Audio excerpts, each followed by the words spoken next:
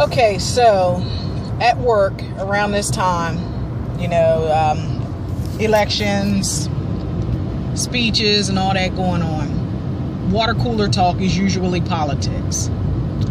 And a lot of my coworkers are Trump supporters. And they're not like racist, ignorant dudes. They just believe that Trump is the better candidate for reasons, and a lot of them are old, so they have their reasons, and I respect their right to support whichever candidate they want to support. So I walked up on a conversation where they were talking about someone having people killed for talking bad about him, and then I find out that this person that they're saying is picking people off is Hillary Clinton. Said some woman said something bad about her and her plane crashed, and then some guy recently spoke out about her and got hit by a train or something. I don't know. And I'm like, I don't think Hillary Clinton got hit, man. And I was like, I know there are people who do those types of things. I know in politics those types of things go down. I watch Scandal, so but I'm like, I for some reason I don't have Hillary Clinton out sending out orders like she Luca Brasi or something. I really don't. But anything is possible. In my 36 years, if I've learned nothing else, I learned that you don't put anything past anybody. So with that being said, they're talking about who would you rather run the country. Said Hillary Clinton talks bad about the United States. She doesn't like the United States. And Donald Trump loves the United States. I said, Donald Trump don't love the United States because Donald Trump don't love all the people in it. He loves the United States that he wants to create, or something he remembers from his damn childhood. And that don't really work for me. Or a lot of people who look like me. But I said, Hillary Clinton is talking bad about America. If she's bringing up bad things about America, it's because it's true. This country is like in a terrible way right now. And one of the gentlemen was talking about the black on black crime and the killings and the murders and stuff like that. And another one says, now these are both Trump supporters, oh, that didn't start happening until Obama got in office. Come on now. And even the other Trump supporter that's standing there was like, nah, that's been going on for about 50 years. Exactly. And he's not talking about just black on black crime. He's talking about, police abusing their authority and killing citizens as well. And so, of course, everything gets blamed on President Obama, and that ain't had nothing to do with him, like a lot of things. And I'm sorry that, I'm all different shades here, but the sun is doing some crazy things. So he was like, yeah, that's been going on. That's nothing new, and that's not anything to do with Obama. But then he made a really good point that I would have to agree with. He said, we have black mayors in different cities and different politicians of minority descent that could make a difference in the places that they live, in the places that they're working. And they don't. And he said, and the reason, I'm just looking, I'm sorry y'all, my curls is just like really popping right now, but anyway, he said the reason that they don't is because they get in there and they get their salaries or whatever, and they're comfortable making the money. And because they're comfortable making the money, they don't want to run the risk of not being reelected, so they don't rock the boat.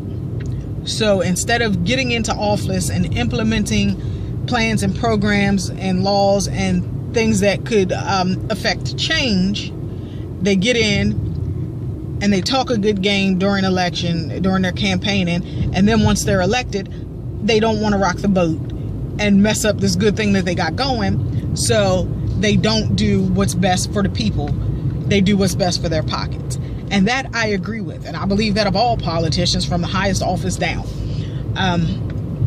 You don't rock the boat because you want to secure your own personal future. And I don't even think that that's odd, because I don't care how selfless and loving and compassionate you are, how much of a humanitarian, you want you to be good first.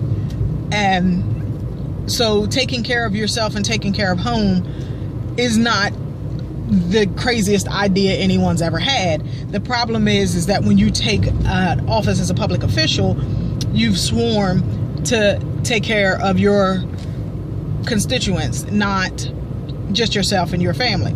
So with that being said, it's their job to look out for the best interest of the citizens in their community or wherever it is that they're representing, whether that be the town hall or, you know, on a local level, on a state level, or on a national level. You know, it's their job to look out for the citizens of their area, and they're not doing that because they want to line their pockets. And that I totally agree with, and I totally agree that it's wrong.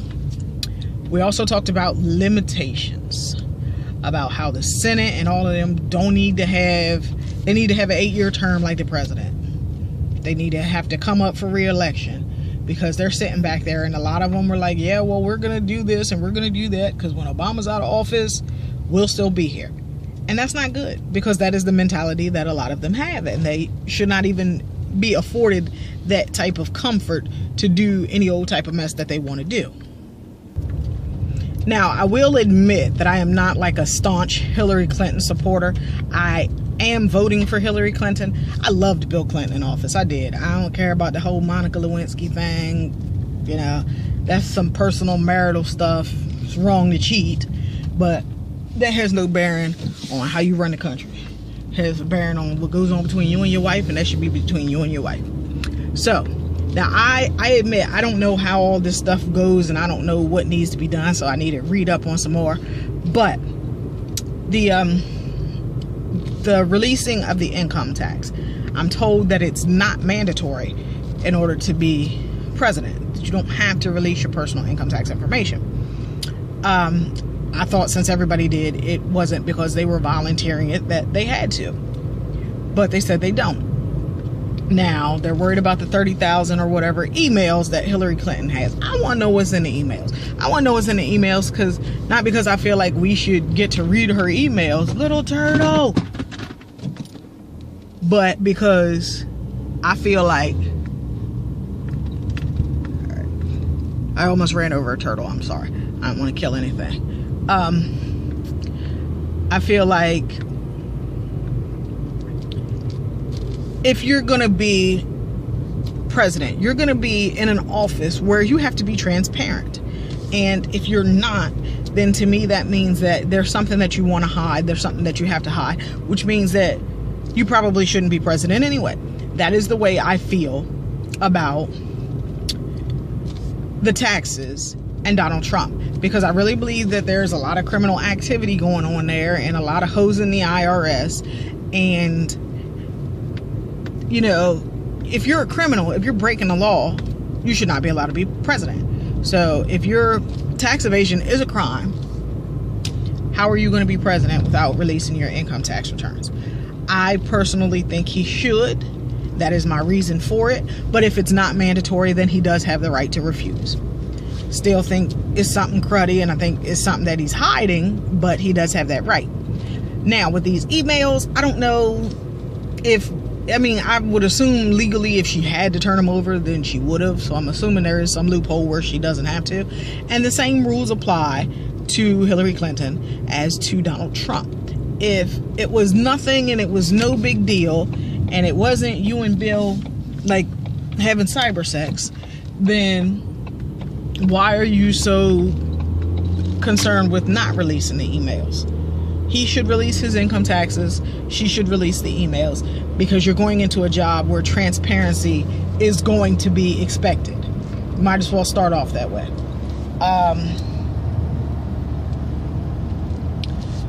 Then, like I said, I'm not really a Hillary Clinton supporter.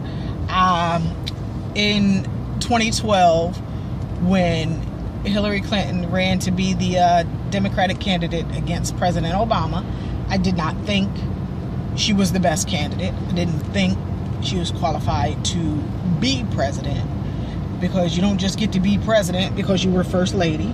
Although I do think she's a very intelligent woman. I do. So I don't think that, and I know that in anything that you do as a couple, you do it together. So even though she's the first lady and he's the president, she wasn't one of those ornamental first ladies who looked nice and had tea. The woman has a brain. She's an attorney. She knows, you know, what's going on. She knows politics. So I'm sure that, you know, she had been a listening ear for him and helped him to come up with some of the things that he orchestrated while in office. And, you know, that they discussed these things. So she's not a virgin coming into this arena, unlike Donald Trump. But I made my mind up about Hillary Clinton then. I didn't think she should be president then. I don't really think she should be president now. The reason I'm going to vote for her to be president now is because I know good and hell well Donald Trump don't never need to be the president of nothing, not even Trump Industries. And then they were saying, oh, well, he's gone bankrupt how many times? You know, this is not somebody I want in charge of the money. We already in debt. National debt is like numbers I can't even think that high. We don't need somebody that done gone bankrupt who already in a deficit when he comes into office in charge of the money. That's just not a good thing. So Treasury Department, if for some unknown reason Donald Trump becomes president, please keep a watch on the dollars and cents, please, because I don't pay taxes just to give it to other countries and owe a whole bunch of people shit. But I think of the two, I honestly feel like I'm picking the lesser of two evils, and that is Hillary Clinton. So I don't trust any politician. I've never met a politician that I agreed with 100%. And I'll tell you, I support my president. Right now, I support my president. I love my president. I still don't agree with everything that he does. I don't agree with everything that he says. And I don't agree with everything that he believes. I don't believe the same things that he believes on everything. I love the first lady. Same rules apply. I don't agree with every policy that they agree with or come out with, or every viewpoint that they have does not always align with my own.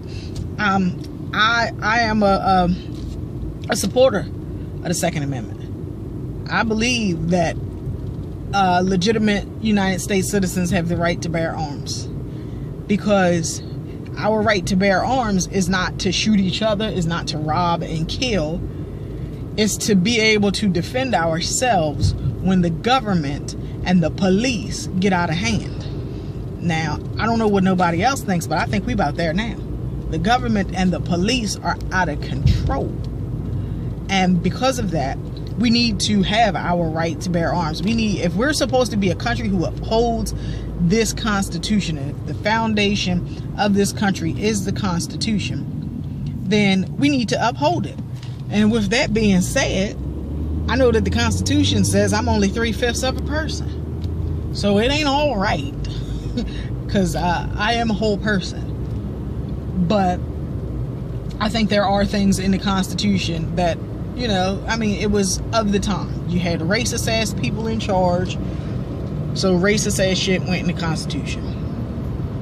And if Donald Trump's talking make America great again, I see my black ass being considered 3/5 of a person again with him in office.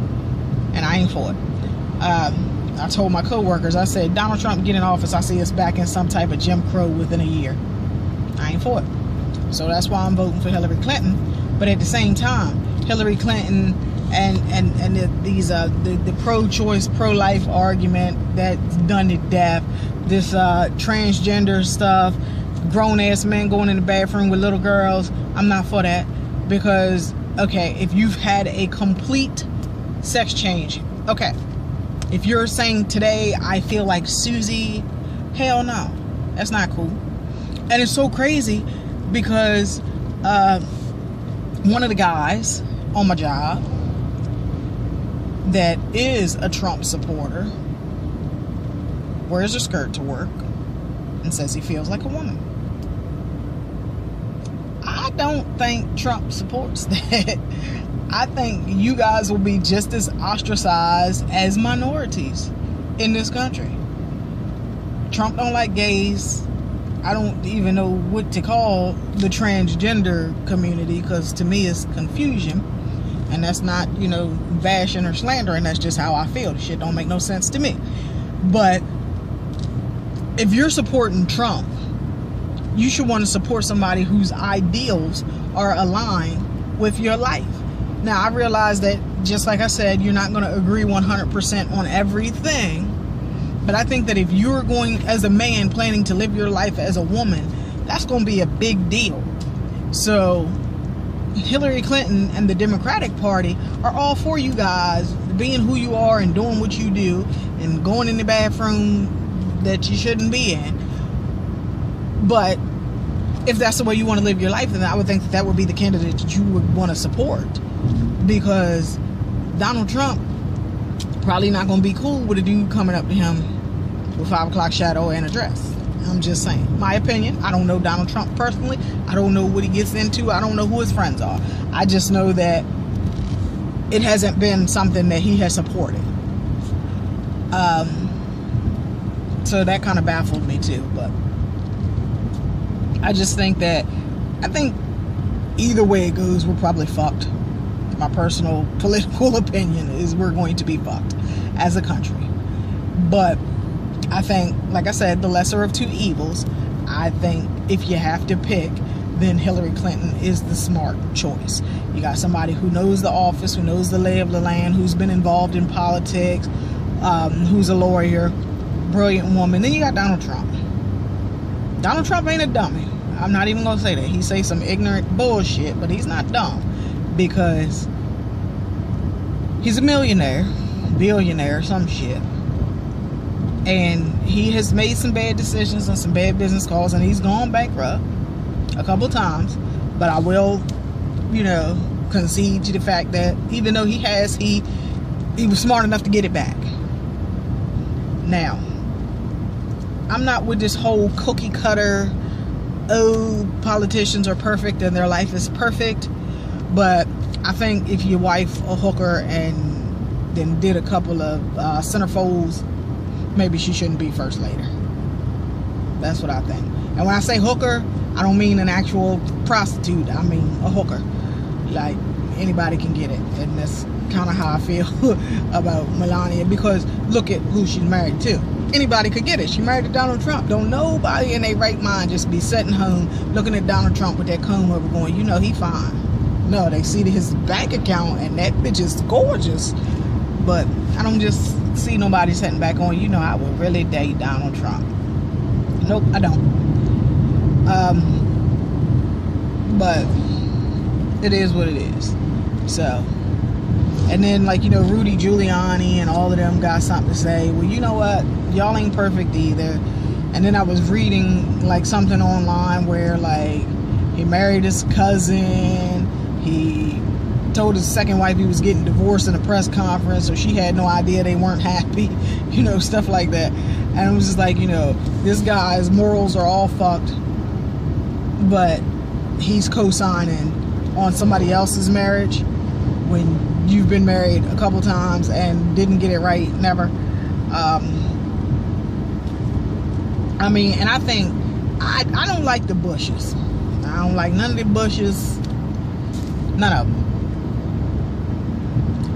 But I think it speaks volumes that for whatever I think the Bushes done to this country and royally fucked us, which they did, even they don't support Donald Trump. That should tell you something. If the worst damn devil you could think of don't want that devil in office, that should tell you something. So that's just my little rant for the morning. And like I said, my co-workers, they good guys. They good people. They just see things differently, but that's what it is. And I think that for as much as we want to say race is not a factor, race is a factor in everything that happens in this country every day.